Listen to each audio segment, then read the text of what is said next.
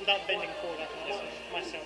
What's our YouTube? So we've got Dale, Sean, Donald here from Zephyr War Games, and we are going to do a quick, well I say quick, we're going to have a little discussion on our own personal Banlist predictions, I suppose.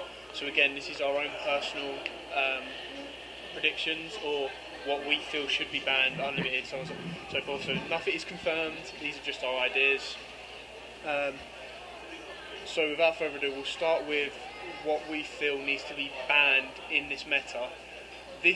Our predictions are after the emergency ban list, so we're considering that the emergency ban list has been put into full effect at this point. Yeah. So without further ado, we'll start with Sean, who is very prepared with his list. So we'll just start with your banned cards. What cards do you want banned and why? Okay, that's fair enough. So I've got 3 here. I've got Wavering Eyes, Life Equalizer, and Magical Explosion. The reasons why Wavering Eyes, it's fairly obvious. We're in a game now where people are asking to side out in mid-game, in between rounds. They're asking to side out their Wavering Eyes. If a card is in a game where people have to voluntarily ask, make a gentleman's agreement to side a card out, then you know there is a problem with that card. It's way too powerful, in my opinion. It's way too powerful for this game at the moment.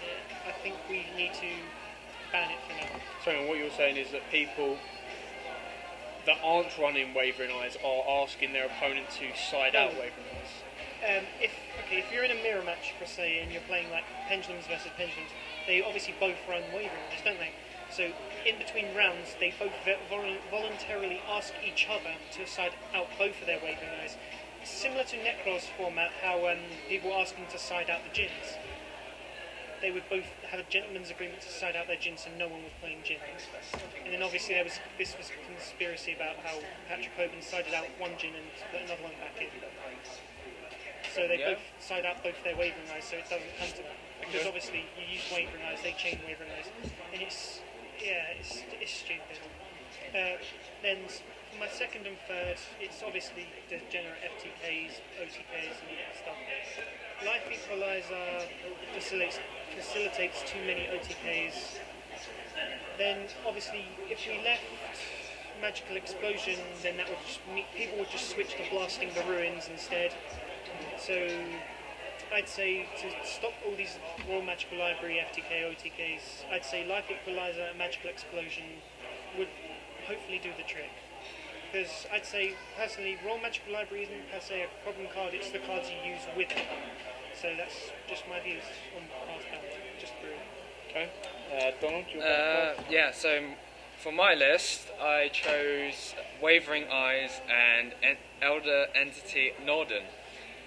Wavering Eyes is because of the format of Pendulums being dominant, and being Wavering Eyes like a search card, and if you're playing mirror matches or similar decks that use Pendulums, it can obviously scale up into even more ridiculous plays, and where you can just potentially just keep on searching and adding.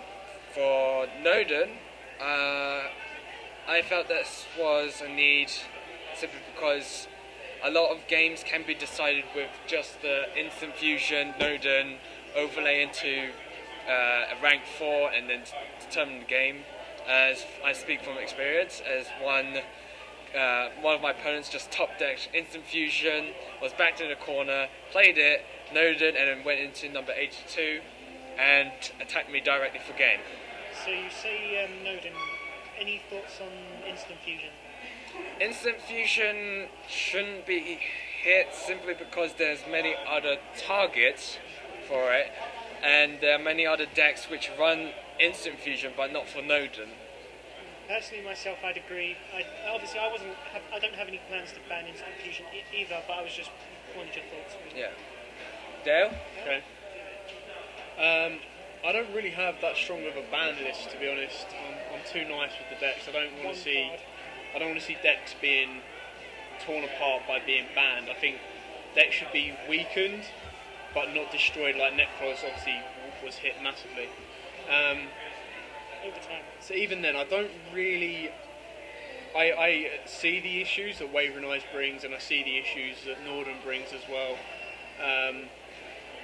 So to me, honestly, Norden is probably the only one that I would say justifiably changes a game from such a small stake point, and dropping it to 2 or 1, there's not really any point in doing.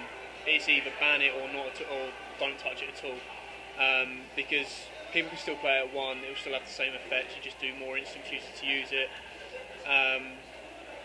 Wavering Eyes again. I think the biggest issue with it is the fact that it's a quick play, because obviously they brought out Pendulum Storm in Bosch, which does the same thing. You just don't get as many effects off of Wavering Eyes as you usually do anyway. And obviously with Damage Juggler being banned, there's not really an out to Wavering Eyes. As soon as you activate it, you take the 500 damage, your opponent then searches. So again, I can understand it being hit, but I think banning it might be too extreme. But again, I completely agree with them that that Wavering Eyes and Norden stick out as the more likely to be hit, to be stopped. So yeah, that's kind of my views on it. So we'll go over to Sean's limited cards and what he wants to see limited. Right. We are only doing our like top kind of 3. We've kind of tried to keep it compressed to. So if there's anything we've missed off, don't worry. We just didn't see it as a higher priority than the rest. Okay, firstly would be Emergency Teleport, second is Monarch Stormfort, and third is Laval Chain, coming off the list and being limited to 1. First and foremost, Emergency Teleport. It's everyone and their dog's mother in the Yu-Gi-Oh community nowadays can see that card getting hit, because it allows Cosmos to obviously facilitate some stupid OTKs. Obviously there's the Monarchs now using it with the Quantum Engine. I'd say it's fair enough for that one. Secondly is Monarch Stormfort. Obviously the Monarch deck nowadays is really strong with that card. I'd say, obviously, due to how quickly they burn through their resources, I'd say 1 is fair enough, because at least they still have access to it. It's still in their toolbox, so to speak, but they need to just be more clever with when they use it, or how they use it. And lastly, I've got Laval Chain on the list. Being that way, we've left the Necros era, so to speak, now. He was only a problem at the time because they were sending the Jin, and then that would make him ready for a ritual summon, a pesky ritual summon, because your opponent wouldn't, from that point onwards, be able to special summon any more monsters. No, from what I can think of, no decks nowadays that can run rank 4s want to send any cards from their deck to their graveyard. No like relevant decks anyway, at least. So I'd say it's fair, because he's not going to make any impact in my opinion. Okay. Right, for my list, I'm going to start off with Cosmo Tin Can, Heavy Storm, and Solemn Strike. Cosmo Tin Can is, I believe is to need to be hit in order to slow down Cosmos. The problem I can see with Cosmos is that they have the unique feature where they can just keep on special summoning in the battle phase and attack with each monster and just OTK so easily. I'm not saying to hit Cosmo so hard that as they also can't be played. They just need to be slowed down. So as you'll hear from later in my list, there's going to be some more Cosmo hits. It's only so that I try to slow down Cosmo, but it can still be played. It just needs people to think of other ways of going around it or optimizing it with the list. Second one, Heavy Storm. Simply because now that Dark Hole, Raigeki are out, I am believing in the fact that one day Harpy Feather Duster will come out, but for that to happen, Heavy Storm needs to be back out before Harpy's Feather Duster. So just like I already have Harpy's Feather Duster. so just like Dark Hole went to 1, then 2, and in my list, yeah, I'll say it's going to go to 3. Heavy Storm will probably make a return. For the third card, Solemn Strike is just like Solemn, but for less cost. And yes, it has a less sort of use. But considering the way the meta is with special summoning and effects being used a lot more, I can honestly say that Solemn Strike is used a lot more than Solemn Warning. There? Okay. Yeah, we'll touch on yours. Yeah, we'll touch on the list together at the end. So my limiteds, as much as I not dislike the deck, I just know they're a handful to deal with. I feel that Shadol's got the worst end of the stick in the previous ban list, and I feel it's only right that they bring back at least one construct, just one, just to give them back. I mean, yeah. I mean, hitting it from 3 to 0 was really harsh. That I personally feel, and I generally don't like Shadows that much. But I understood them as a nice archetype, and they were quite good. So I would like to see Construct at least brought back to 1, just to see how it goes. I mean, Michael, who's also part of Zephyr War Games, has found a way around this and has built his deck with more of a hero engine, not worrying about the light side or anything like that, which still works quite nicely. But obviously, their biggest threat was taken out. Whereas, like Donald said, you don't want to eliminate decks, you just want to slow the decks down, and bringing Construct down to 1 would have been a lot nicer than killing it completely. As much as I hate to admit this, my second one is E-Telly as well. Obviously, the biggest reason E-Telly is going to get hit is because of Cosmo. Obviously, I like playing the Quantum deck, and that uses E-Telly and quite abuses that quite a bit. So I can understand why it will get hit, especially with the reprints. I mean, they usually, for some reason, Konami seem to do this. They reprint the cards, make them easier for everyone to get, and then they go, right, we're going to hit. My third one is it's a bit of fun. I mean, for some reason, Konami seem to do this at every ban list. They'll bring back one card that's been banned forever, and it's always a bit of fun to have back. So obviously, Snatch Steal, Rigeki, Trishula, some stay, some go. I mean, quite a lot of people have said about an errated Dark Magician of Chaos. I would quite like to see an errated Chaos Emperor Dragon, just for a bit of fun. Again, that's my own personal opinion. It's just a random card that I would chuck back out there just to see how it did. With an errata or without? With the errata, it'd have to be with the errata. You can't bring back the normal one. Okay. So yeah, that's kind of my limiteds. Just a quick touch on the other two guys' limiteds. Obviously, I agree with Sean. Lavarval Chain can easily be brought back. It doesn't affect the meta the way that it used to do. Stormforth I also kind of agree with. It is a slightly painful card because it's a little bit more like you can deal with it a little bit more than you can with Gradle Kaiju's, the tribute kind of effect, but it still is quite a painful hit, getting hit with it. But it's, it's kind of, I can see it getting hit. I can kind of agree with that. And also with Donald's Heavy Storm, obviously there have been rumours floating around that Harpy's Feather Duster will come back. I said this first. You've got more chance of Heavy Storm coming back for the pure fact that it's both people are getting hit, not just one. Whether it comes back with the whole pendulum era that we're kind of treading on, I find it hard to see that coming back.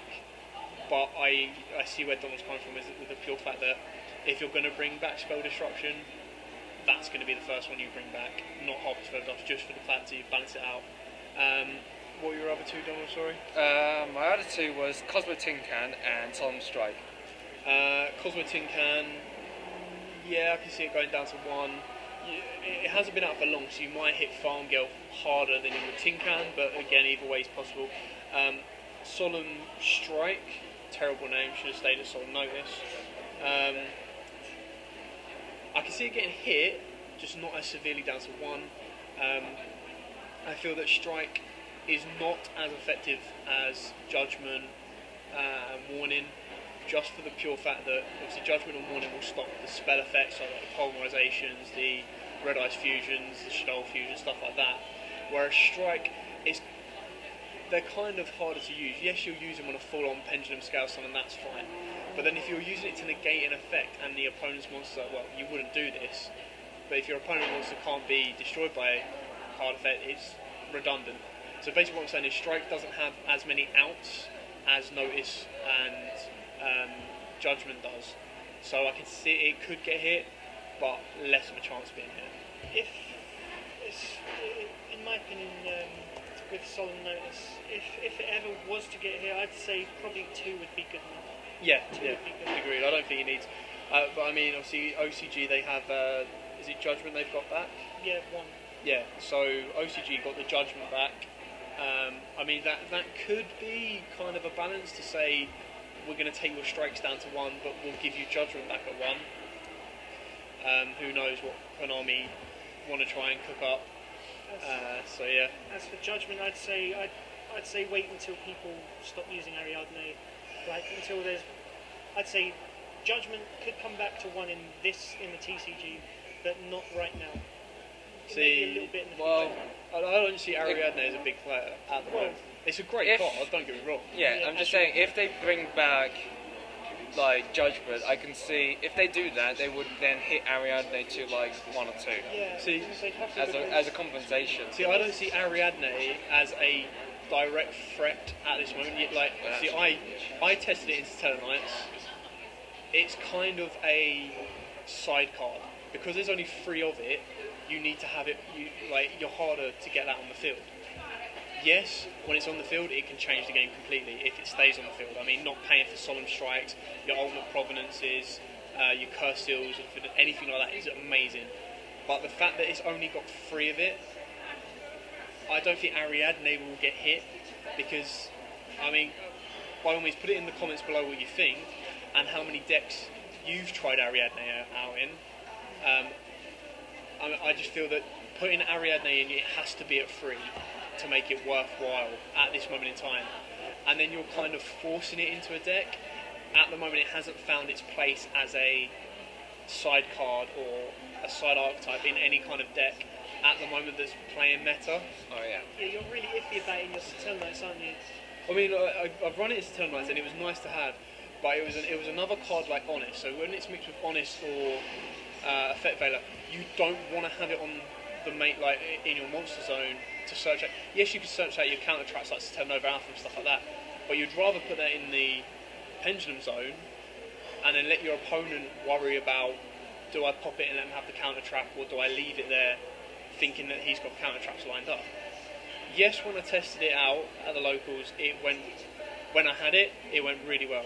When I didn't have it, it was terrible.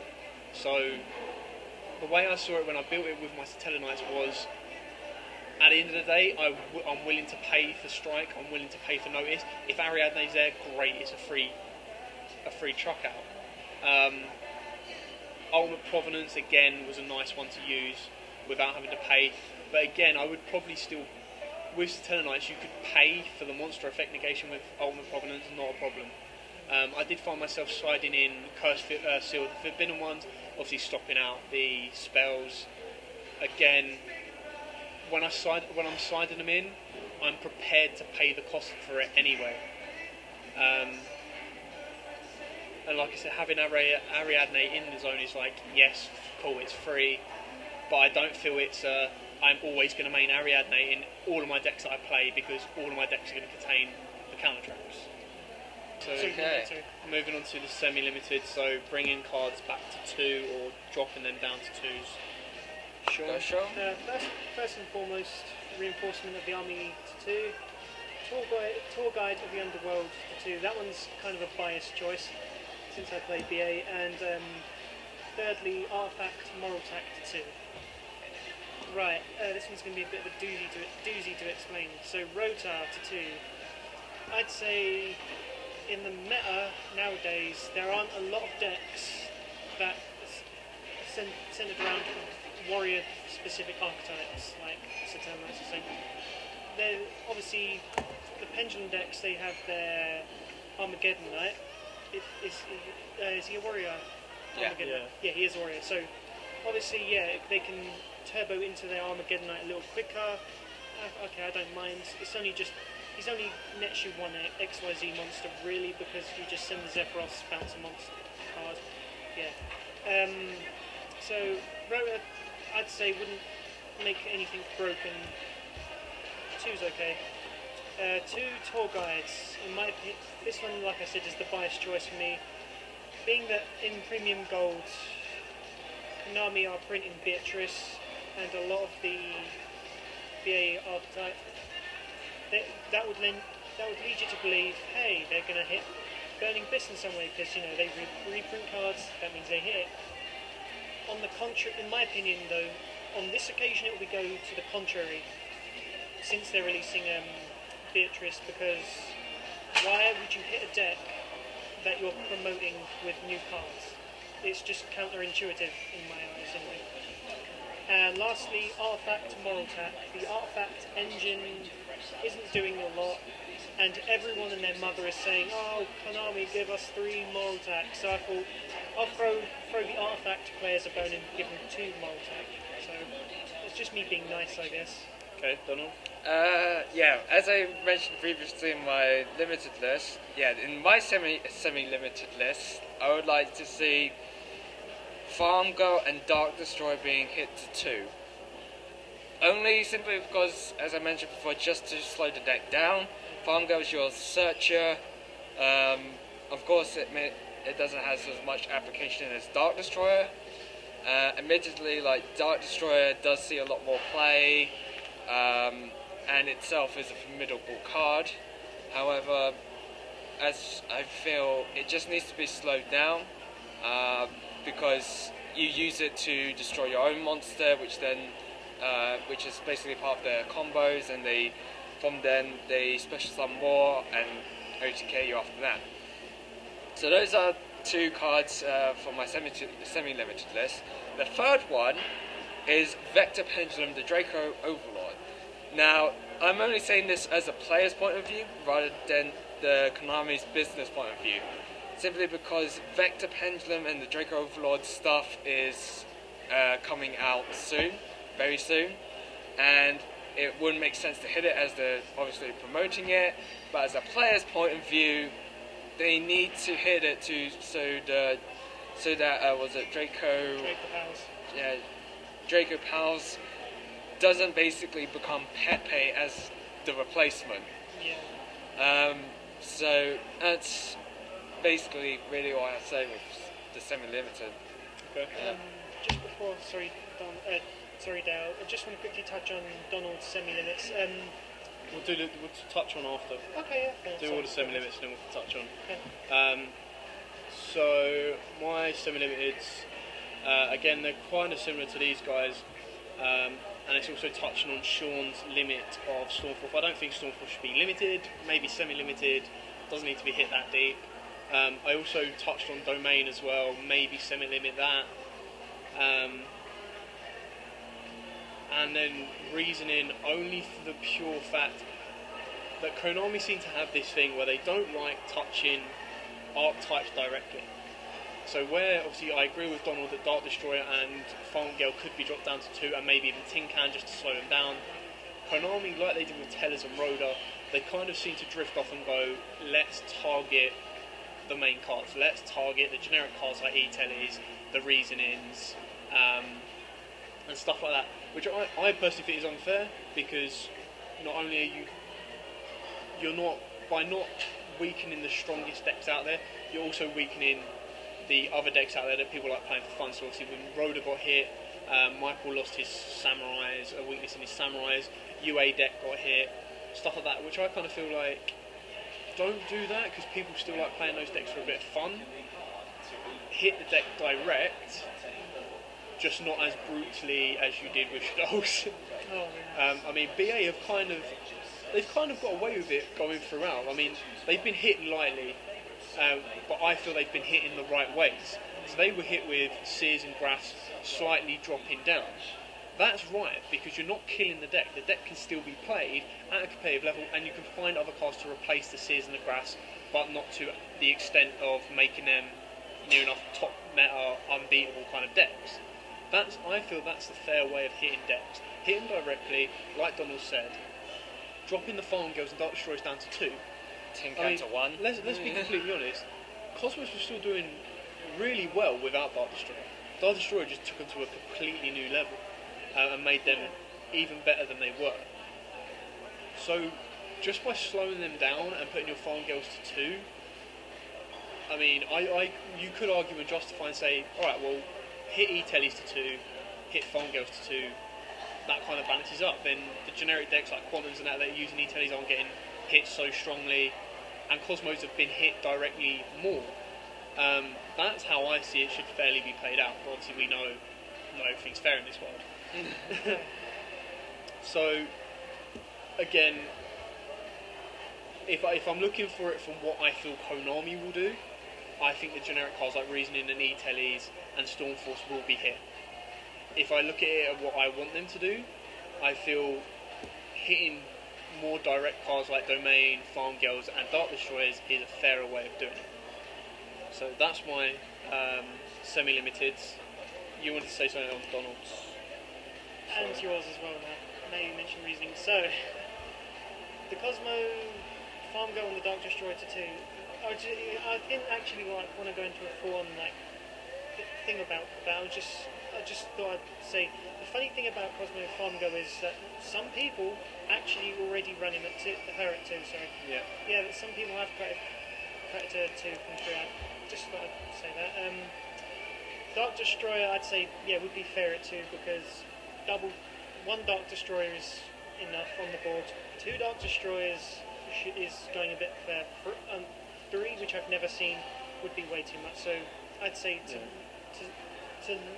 decrease the probability of their OTKs, I'd say 2 Dark Destroyers. I think that would be foolish. Konami would be foolish to ban Dark Destroyer. Yeah. But I would understand if they did ban it. I can see it. I can understand it if it's dropped down to 1 or 2. But like Sean said, people are already starting to drop these cards. I mean, Farm Girl being predominantly the main one. But this comes back to what we've been saying. Leave the decks playable. Drop it to 2, still playable. Drop it to 1, still playable. Ban Dark Destroyer, still playable, but not. You've taken so many step forwards, and then you're going to take Cosmos all the way back to when they first came out in Clash of Rebellions. So it's, again, finding the balance between what doesn't kill it. I mean, it's a really nice art type. I love the idea of, I did complain about it previously, but I love the idea of Star Wars and Wizard of Oz coming together. I think that's really good.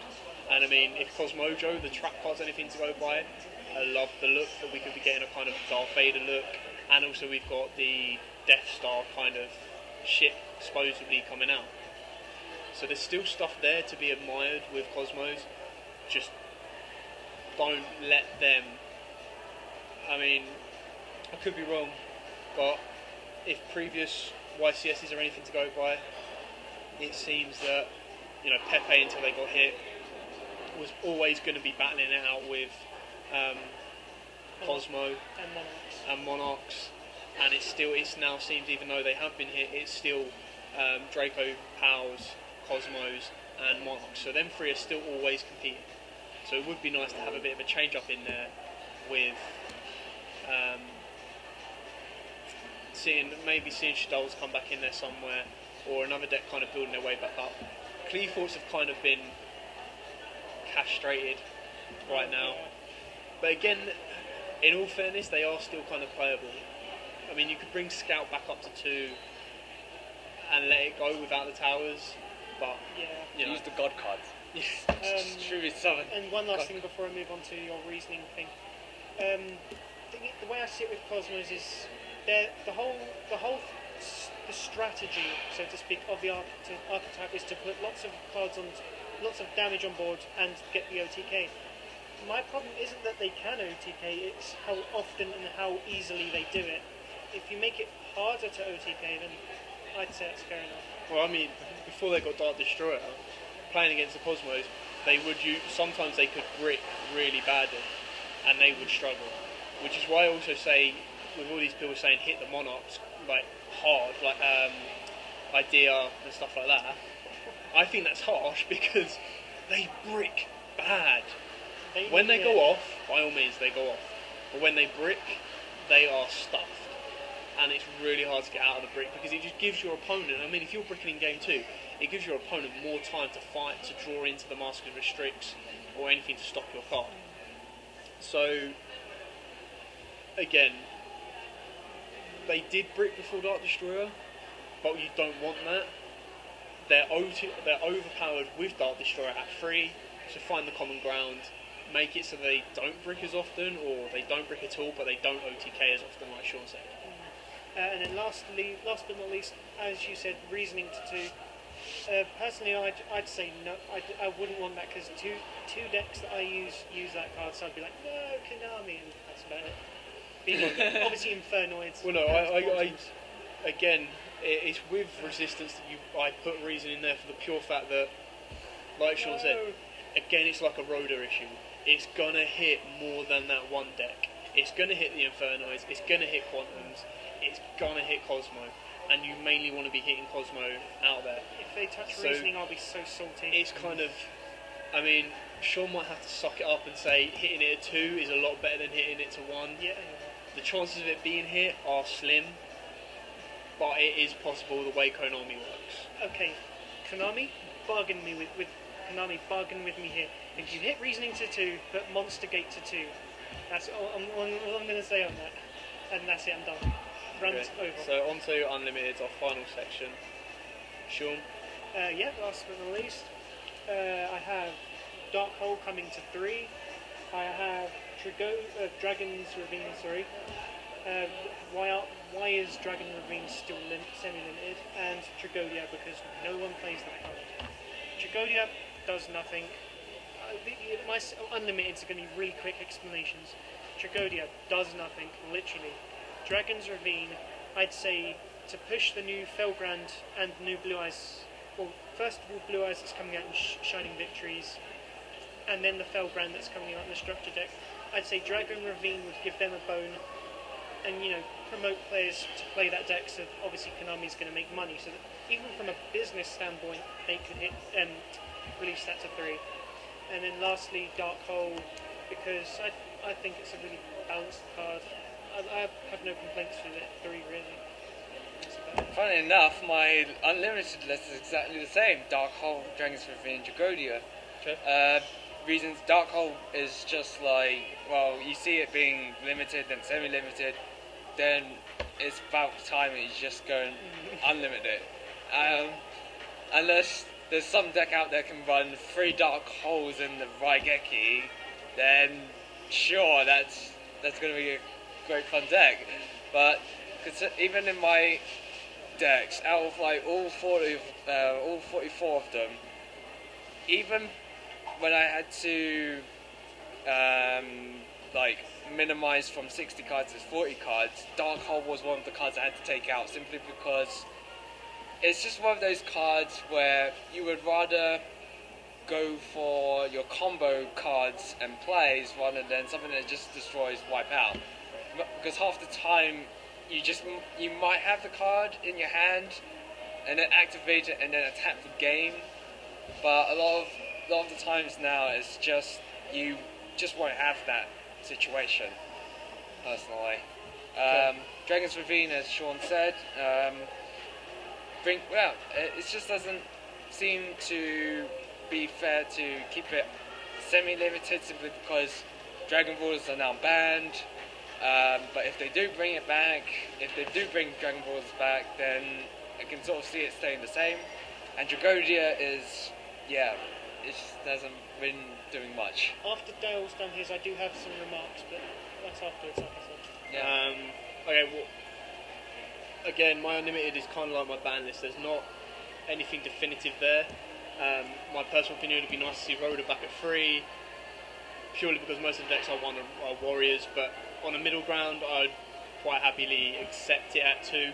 Again, you can now argue that Rhoda at 3 would then slightly stop Monarch's bricking, but only by half, because I mean, from personal experience, with your Monarchs, you're either bricking with a hand of all tribute monsters, or you're bricking with a hand of all special summon monsters. So maybe at 2, Rhoda's a fair balance, but it would be nice to see it at 3. That's kind of my list, really. Touching on the other 2 guys, Dark Holes at 3, I think might be overkill. It's a bit, but it's hit and miss. At 3, it's kind of like a cheaper version of Raigeki. For though, I mean, Raigeki is still hard to get hold of. It's still a £10 plus card. I know that's not a lot to most Yu-Gi-Oh players, and it's a generic card that everyone's going to have. But if you're just getting into it, Dark Holes are easy. They're like 50p to £1 each. So having 3 of those is kind of the same as having Raigeki and 2 Dark Holes. I see very few decks that play 2 Dark Holes in a Raigeki, and I then see even fewer decks playing 3 Dark Holes in a Raigeki. Yes, you could have Dark Hole unlimited at 3, not an issue. Whether that many people will play 3 Dark Holes is irrelevant, doesn't really matter. By all means, if your deck builds 3 Dark Holes into it and 1 Raigeki, I'm a little bit scared of your destruction power. But I don't feel it needs to be at 3. I'm just saying it can be at 3. There's no right or wrong answer with Dark Hole.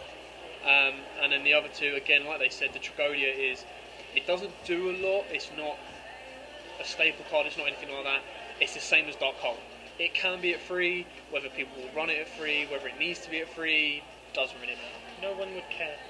I mean, the unlimited kind of area of Yu-Gi-Oh! It's kind of like whatever cards. They're kind of like the cards that it doesn't change it doesn't dramatically change the meta by having these cards at 3. They're cards that, if it's a weak archetype and it makes the deck run, you leave it in it.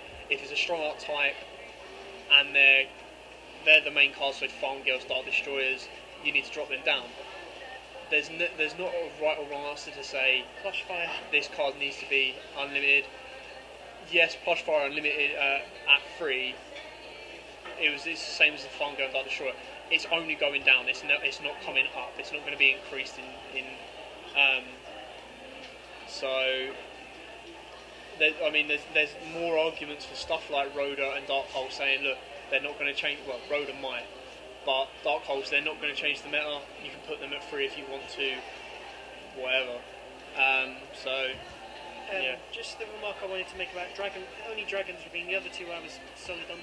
I was just wanted to ask Donald, how many Dragon decks do you have that use Dragon Ravine? None actually. I was going to say I was expecting you to have at least something. Well, I was going to say if you did have any, would you say it would be more helpful to have it at 3? Or so what is it with Dragon Ravine? Let's just say that. Does Dragonities? No, yeah. What does Dragon Ravine do? Effects. What's the effect? I remember. You discard 1 card from your hand to graveyard. Either you add a Dragonity, or you send 1 Dragon type monster from your deck to grave. Now, the reason why I got hit was because of Dragon Rulers, because people just went Dragon's Ravine, discard, and then Ruler, and then just goes from there. That's all it was for. Okay. It was a bit harsh for Dragonity players, but now that they've banned Rulers, I don't see why it needs to be on the ban list. Okay, so basically you're saying it with Rulers would have to stay banned to bring back Ravine. So it's one or the other. There's no common ground of bringing half back, half not. No, do not bring back the Rulers. Yeah, that's our ban list discussion. Don't forget to like, comment, subscribe, and share the page for us. I know this is a very long discussion, so it was bound to be. Happy for anyone that's stuck with us to the end. And hopefully we'll be bringing some competitions or some giveaways as soon as we hit 100 subscribers. I mean, we're on 74 last time I checked, so let's get it to 100 and we'll start getting some prizes sent out. I'm looking at getting some con exclusive mats, packs, stuff like that, so we'll try and get more stuff like that to be sent out to you guys and all the followers that watch along. again, don't forget to like, comment, subscribe, and Donald. Happy dealing.